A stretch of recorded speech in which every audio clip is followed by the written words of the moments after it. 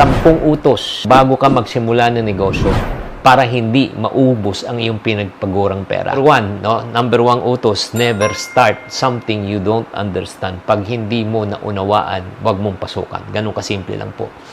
Ang pagpasok sa negosyo, isang industriya na hindi ka pamilyar, magdudulot yan ng pagkakamali at kapahamakan, lalo na kung malaki po ang puhunan ng iyong nilabas. Kaya nga, importante po I always tell this at naririnig nyo po yan. Pag nag-drive ka na hindi ka marunong mag-drive, mababangga ka. Pag nag-swimming ka na hindi ka marunong swimming, malulunod ka. Pag nag-bike ka na hindi ka marunong mag-bike, sesemplang ka, masusugatan ka. Ganon din po sa negosyo. Pag ikaw, pumasok ka sa isang negosyo, kahit anumang negosyo, maliit man o malaki, pag wala kang alam, wala kang business fundamentals, hindi mo alam yung basic, malulugi ka. Kaya nga, di ba, pag-aralan mo muna ng maigi. Magkaroon ka ng sapat na kaalaman, di ba, kung paano ito patatakbuhin.